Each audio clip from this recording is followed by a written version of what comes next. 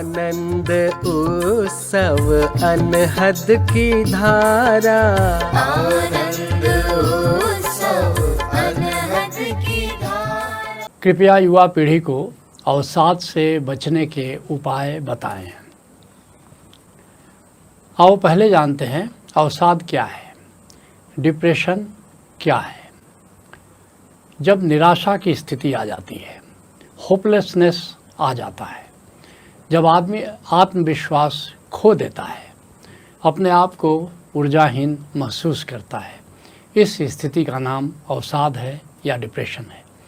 एक बार अवसाद आ जाए तो फिर ये क्लिनिकल केस हो जाता है, फिर उसकी चिकित्सा करानी पड़ती है। Prevention is always better than cure. इसलिए ज़रूरी है कि हम अवसाद से बचें, अवसाद में जाए नहीं। और ठीक कहा है कि आज युवा पीढ़ी अवसाद की ओर बढ़ रही है, बड़ी तेज़ी से बढ़ रही है। तो इससे मुक्ति का उपाय क्या, बल्कि रादर ये सोचें, इस पर चर्चा करें, इस पर मनन करें कि इससे बचने का क्या उपाय है। तो इसके लिए ज़रूरी है कि पहले ये जानें कि अवसाद के कारण क्या हैं। अगर कारण पता हो जाए तो फिर बचने का उपाय जानना आसान हो जाता है। पहला महत्वपूर्ण कारण जो मेरे देखने में आया है वो स्वास्थ्य में गिरावट है, अथवा असाध्य रोग हो जाए कोई।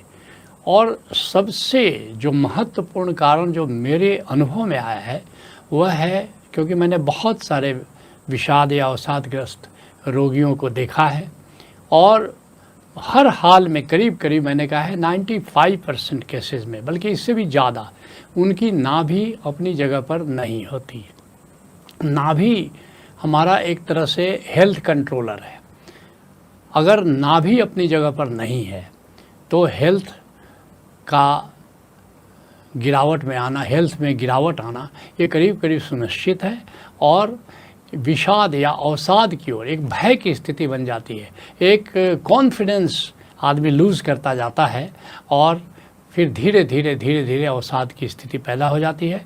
तो जितने लोगों को हमने अवसादग्रस्त देखा है, विषादग्रस्त देखा है, डिप्रेशन में देखा है, जो पहली बात मेरे अनुभव में आई है कि उनकी नाभि अपनी जगह पर नहीं है। ये एक मुख्य कारण है।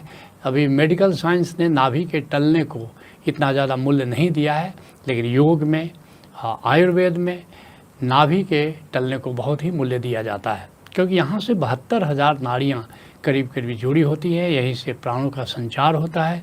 72,000 नाड़ियों में अगर नाभि अपनी जगह पर नहीं है तो फिर प्राण का संचार छिन्न भिन्न हो जाता है और धीरे धीरे आदमी अवसाद की ओर बढ़ता है। दूसरा जो महत्वपूर्ण कारण मेरे देखने में आया है कि बेरोज़गारी है या आजीविका को कोई साधन नहीं है। आदमी अपने आप को वर्थलेस महसूस करने लगता है और धीरे धीरे विषाद की यात्रा पर जाता है।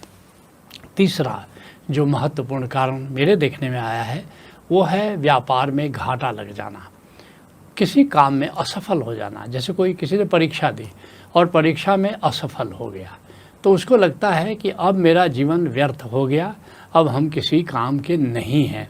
तो व्यापार में अथवा परीक्षा में असफलता, यह भी एक बहुत बड़ा कारण है।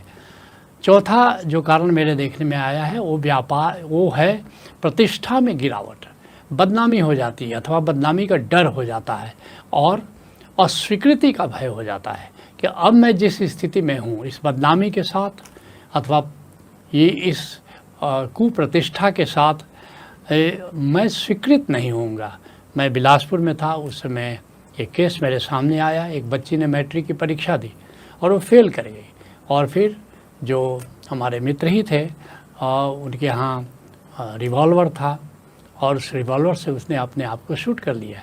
यद्यपि कोई कारण नहीं था, बढ़िया परिवार था। एक बार परीक्षा में असफल हो गए तो क्या हुआ, आगे फिर सफल हो जाएंगे। परीक्षा में असफलता कोई ऐसी बात नहीं है, लेकिन उसको निश्चित रूप से ये कहीं न कहीं आशंका हो गई कि मुझसे जो मेरे पेरेंट्स की अपेक्षाएं हैं, आशाएं हैं, अब उन आशाओं पर मैं खरी नहीं उतरी या कोई भी दूसरा व्यक्ति मैं नहीं खरा उतरा। तो ऐसे लोग डिप्रेशन में चले जाते हैं और यहाँ तक कि आत्महत्या भी कर लेते हैं।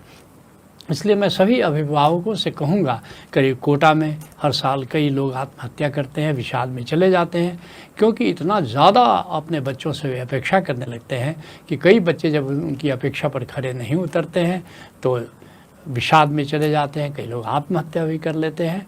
तो ये ज़रूर हमको कहना है कि तुम अच्छा से अच्छा करो, और अगर कभी सफलता नहीं मिले तो उसको स्वीकार करो, इसके लिए दुखी होने की ज़रूरत नहीं है।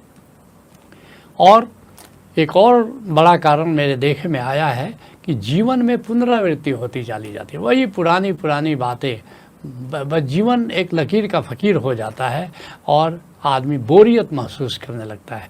बोरियत आज की दुनिया की एक बहुत बड़ी मनोवैज्ञानिक बीमारी है। इसके लिए कई जगह कैसीनो बनाए गए, धीरे धीरे लोग कैसीनो से भी ऊबने लगे, इतने ऊब गए हैं। तो निश्चित रूप से जब जीवन में कोई नयापन नहीं है, वही वही पुरानी बातें, वही वही पुराना रोज़मर्रा में जीने का ढंग, ये भी हमें अवसाद में ले जाता है। एक और बड़ा कारण जो मेरे अनुभव में आया है कि अकेलापन, आदमी आज अकेला हो गया है और उस अकेलेपन को बहुत दिन तक वो सह नहीं पाता और विषाद में चला जाता है। एक और बड़ा कारण है आनुवंशिक रोग है, अर्थात माता पिता में अगर डिप्रेशन का रोग है तो बहुत संभावना है कि बच्चों में भी वो रोग आ जाए। और अंत में एक बड़ा कारण जो कि कुछ लोगों के पर लागू होता है वो है नकारात्मक ऊर्जा का प्रभाव, नेगेटिव एनर्जी का प्रभाव, किसी स्पिरिट द्वारा पोसेशन। निश्चित ही यह भी अवसाद में ले जाता है। और बाकी कारणों से अगर कोई जाता है विषाद में, अवसाद में, तो उसका तो उपाय है, लेकिन अंतिम कारण जो मैंने चर्चा किया कि नकारात्मक एनर्जी अगर आ जाए तो मेडिकली इसको ठीक करना मुश्किल होता है। इसके लिए मैं चाहूँगा अगर ऐसा कोई केस हो तो सूफ़ी दरबार जो आयोजित होता है उसमें लोग भाग लें और उसमें उनकी सहायता की जा सकती है। कारण जानने के बाद अब हम अवसाद से बचने के उपाय की ओर बढ़ते हैं। अवसाद से बचने के लिए मैं 10 उपायों पर चर्चा करूंगा। ये उपाय बड़े ही कारगर हैं और इन उपायों को अपने जीवन में कोई अपनाए तो अवसाद से बचा जा सकता है, विषाद से बचा जा सकता है। जो पहला उपाय है वो ये है कि नाभि को ठीक रखें, और इसके लिए योगा में, न्यूरोथेरापी में नाभि को ठीक किया जा सकता है। यहाँ ओशोधारा में ही न्यूरोथेरापी चिकित्सा चलती है। अब बहुत ही जल्दी ऑनलाइन भी इसको हम करने जा रहे हैं, तो घर बैठे ही अपनी नाभि आप ठीक कर सकते हैं। कि पहले तो गांव-गांव में ऐसे लोग हुआ करते थे भारतवर्ष में कि नाभि ठीक कर देते थे, नाभि का टलना अपनी जगह पर फिर से दुरुस्त कर देते थे। लेकिन अब धीरे धीरे ये पैथी लुप्त होती चली जा रही है, जबकि इसका बहुत ही हेल्थ को ठीक रखने में बहुत बड़ा योगदान है। इसको फिर से हमें ज़िंदा करने की ज़रूरत है। दूसरा उपाय जो मैं सुझाव देना चाहूँगा वो है कि अपना ये जो शरीर है हमारा, ये 5 तत्वों से निर्मित है। पृथ्वी तत्व है, जल तत्व है, अग्नि तत्व है, वायु तत्व है, आकाश तत्व है। इन 5 तत्वों का जब असंतुलन होता है तो निश्चित रूप से हमें रोग होते हैं, विषाद घेरने लगता है। तो इन 5 तत्वों को संतुलित करने के लिए मुद्रा चिकित्सा का सहारा लेना चाहिए। और हमारे यहाँ मुद्रा चिकित्सा ओशोधारा में बहुत वर्षों से चलाई जा रही है, ऑनलाइन भी है। तो मुद्रा चिकित्सा के द्वारा जो मुख्य मुद्राएं हैं उनको ज़रूर हमको सीखना चाहिए, अपने जीवन में उतारना चाहिए। खासकर विषाद से बचने के लिए एक मुद्रा मैं सजेस्ट करना चाहूँगा। ये मुद्रा है कुबेर मुद्रा। कुबेर मुद्रा का अर्थ है कि जो लिटिल फिंगर और रिंग फिंगर है इसको हथेलियों पर लगा लें मोड़ करके, और शेष जो 3 उंगलियां हैं, अंगूठा है, मिडिल फिंगर है और इंडेक्स फिंगर है, इसको इस तरह से अगर जोड़ करके लगा लें तो इसमें 5 तत्व संतुलित होते हैं, आत्मविश्वास पैदा होता है। और जो इस मुद्रा को प्रतिदिन आधा घंटा अगर लगा करके रखे, चक्रमण करते समय, घूमते फिरते समय, या कभी भी रोज़ आधा घंटा अगर कुबेर मुद्रा आप लगाते हैं तो निश्चित रूप से आप अवसाद का शिकार नहीं हो सकते हैं। बहुत आती ऐसी तरंगें आपके भीतर पैदा होना शुरू हो जाती हैं कि लोग आपके प्रति प्रेमपूर्ण होते हैं, लोगों का सहयोग आपसे मिलना शुरू हो जाता है, इसलिए इसको सहयोग मुद्रा भी कहते हैं। तो कुबेर मुद्रा का अभ्यास हमें करना चाहिए अगर हमको विषाद से बचना है। जो तीसरा उपाय मैं शेयर करना चाहूँगा वो है उमंग में रहना सीखें। उमंग में रहें। कैसे उमंग में रहें, कैसे थ्रिल में रहें? क्योंकि हम हमेशा हैप्पी लिविंग की चर्चा करते हैं, ब्लिसफुल लिविंग की चर्चा करते हैं, उमंग की चर्चा बहुत थोड़ी होती है। बल्कि एक गज़ब की बात है कि उमंग को पहली बार आध्यात्मिक ओशो ने कहा कि ये जो थ्रिल है ये भी आध्यात्मिक है। स्पिरिचुअल डायमेंशन में उन्होंने उमंग को स्पेशली जोड़ा और इसलिए ओशो धारा में हम उमंग प्रज्ञा कार्यक्रम चलाते हैं और उमंग प्रज्ञा के माध्यम से हम उमंग में जीना सीख सकते हैं। लेकिन संक्षिप्त मैं बता दूं कि उमंग प्रज्ञा में हम क्या बताते हैं। जैसे ये जो प्रकृति है इसमें पांचों तत्व मौजूद हैं और ये जो वृक्ष हैं, पौधे हैं, इनसे नाता जोड़ें, प्रकृति में ज़्यादा से ज़्यादा रहें और बागवानी करें, हरियाली में रहें। ये जो पंछी उड़ते हैं कितना सुंदर होता है। आप पंछियों को उड़ते हुए देखो, भीतर उमंग पैदा हो जाती है। हर पंछी नया है, उसके उड़ने का अंदाज़ नया है, उसके कलरव का अंदाज़ नया है, उसके बोलने का अंदाज़ नया है। और फिर ये नीला आकाश, बहुत सारे लोग हैं जो शहर में रहते हैं, झुग्गी झोपड़ियों में बहुत लोग रहते हैं, वे नीला आकाश तो देख ही नहीं पाते। और लोग जो कि नीला आकाश देख सकते हैं वो संसार में इतने व्यस्त रहते हैं, कंप्यूटर पर इतने व्यस्त रहते हैं कि वो नीला आकाश का दर्शन महीनों तक नहीं करते हैं। ऐसे ही अगर सुविधा है तो नदी के किनारे थोड़ा समय बिताएं, झरने किनारे बिताएं, जलाशय के किनारे बिताएं, झील में के किनारे रहें, सागर के किनारे रहें। हमने देखा स्पेन में देखा कि वीकेंड्स आते ही सब लोग अपने अपने बोट ले करके और समुद्र में चले जाते हैं और वहाँ जा कर के प्रकृति में जलाशय के किनारे अपना वक्त बिताते हैं। इसी तरह से प्रातः सूर्य दर्शनम, पुराने ऋषियों की कहावत है कि प्रातः सूर्य दर्शनम, प्रातः काल हो जब जागो तो सूर्य का दर्शन करो। लेकिन अभी हमारा नारा हो गया है प्रातः चाय दर्शनम। हम चाय से शुरुआत करते हैं, भूल ही जाते हैं कि सूरज की लाली, सूर्योदय हो रहा है, कितना सुंदर दृश्य है। तो रोज़ अगर हम सूर्य का दर्शन करें, कभी कभी मिस जाए तो कोई बात नहीं, तो निश्चित रूप से प्रातः सूर्य दर्शन करने वाला व्यक्ति अवसाद से बच सकता है। इसी तरह से और प्रातः भ्रमण, सायं भ्रमण, ये जितना आप भ्रमण करेंगे उतना ही आप विषाद से दूर रहेंगे। ओशो धारा में हम हमेशा कहते हैं चक्रमण किया करो, और चक्रमण का अर्थ है कि सांसों के साथ जोड़ करके, जैसे लंबी और गहरी सांस लें, 4 कदम चलें और फिर लंबी और गहरी सांस छोड़ते हुए 6 कदम चलें। इसको सहज प्राणायाम भी कहते हैं। तो निश्चित रूप से अगर इस तरह आप 45 मिनट सुबह और 45 मिनट शाम चक्रमण करें तो विषाद से निश्चित रूप से बच सकते हैं। चौथा उपाय जो मैं बताना चाहूँगा वो है प्रकृति से जुड़ें, प्रकृति से प्रेम करें।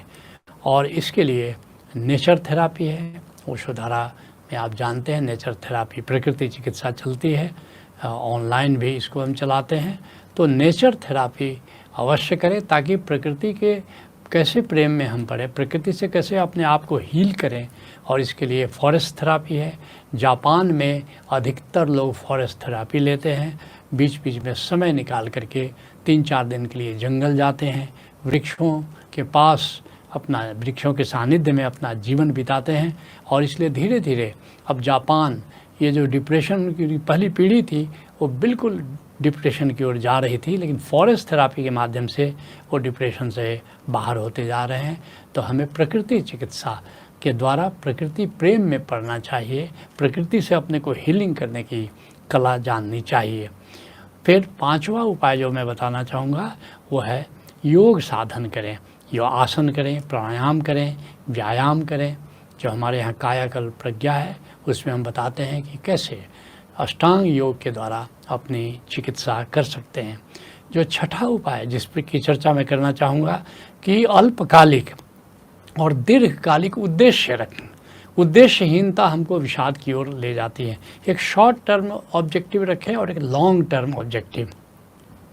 शॉर्ट टर्म में ऑब्जेक्टिव हो कि महीने 2 महीने में, साल 2 साल में पूरा हो जाए, और दूसरा एक लॉन्ग टर्म ऑब्जेक्टिव ऐसा रखें कि कभी पूरी ना हो, बस उसको पूरा करने में लगे रहें। संतों ने जैसे हमारे लिए ऑब्जेक्टिव दिया है, उद्देश्य दिया है, सांस सांस सुमिरे गोविंद, ये ऑब्जेक्टिव ऐसा है कि कभी भी आप पूरा नहीं कर पाएंगे और इस तरह आप उद्देश्यहीनता का और विषाद का शिकार नहीं हो पाएंगे। और इस विधि से महर्षि महेश योगी ने लाखों पश्चिम के युगों को विषाद से मुक्त किया, सबको नया नया प्रोजेक्ट दिया, नया कुछ करने का की चुनौती दी, और उसके माध्यम से कई युवक विषाद में जाने से बचे। जो अगला जो 7वां उपाय मैं बताना चाहूँगा कि मित्र बनाएं। जिसका मित्र होता है, मित्रों से शेयर करें अपनी बातें। अगर आपके पास मित्र हैं तो फिर आप अवसाद या विषाद में नहीं जा सकते। इसलिए गौतम बुद्ध हमेशा कहा करते थे कि अगर जीना हो तो कुछ मित्र रखो, बिना मित्र के जीवन जीने का मज़ा नहीं आता है। तो इसलिए मित्र बनाए, और सबसे बड़ा कल्याण मित्र तो सद्गुरु है। एक निगुरा डिप्रेशन में जाने के ज़्यादा चांसेस होते हैं। एक जो सगुरा होता है, जो शिष्य होता है, जो सद्गुरु से नाता जिसका जुड़ा हुआ है, वो जल्दी विषाद में नहीं जाता। जिसके लिए गुरु अर्जुन देव जी कहते हैं, मन क्यों बैराग करेगा, सद्गुरु मेरा पूरा सद्गुरु मेरे साथ है, मैं क्यों बैराग में जाऊँगा, क्यों मैं विषाद में क्यों जाऊँगा। उसी तरह 8वां उपाय है कि नए अवसर की तलाश करें। अगर मान लीजिए जैसा एक फिल्म आई थी आखिरी खत, उसका एक गीत मुझे बड़ा प्यारा है, और कहते हैं कि एक अंधेरा लाख सितारे, एक निराशा लाख सहारे, सबसे हंसी सौगात है जीवन, नादा है जो जीवन से हारे, बीते हुए कल की खातिर आज न अपना तुम दे देना, जाने कहाँ से कोई आकर जाने हमारा जीवन संवारे, एक अंधेरा लाख सितारे, एक निराशा लाख सहारे। जो 9वां उपाय मैं सजेस्ट करना चाहूँगा कि कुछ नूतन करें, कुछ नूतन सीखें। जैसे नई हॉबी, जैसे कुछ गायन प्रज्ञा के माध्यम से, या हमारे यहाँ संगीत प्रज्ञा भी चलती है, तो कुछ नई हॉबी बनाएं, कुछ चित्रकला हो, बागवानी हो, कुछ नूतन करें, कुछ वृक्ष लगाएं। हमेशा जो कुछ काव्य रचे तो हमेशा कुछ न कुछ नया करें। और अंतिम उपाय जो मैं आपको बताना चाहूँगा वह है कि अपने जीवन में निष्काम कर्म योग अपनाएं, कर्म करने का मजा लें। संसार में हम फल पाने का मजा लेते हैं, और फल जब अनुकूल नहीं होता है, प्रतिकूल होता है, तो निराशा हमें घेर लेती है। लेकिन आपके जीवन में अगर कर्म करने का मज़ा लेना आ जाए तो कभी भी आप विषाद के शिकार नहीं हो सकते हैं। प्रथम प्रश्न पर चर्चा को हम यहीं विराम देते हैं। हरि ओम तत्सत।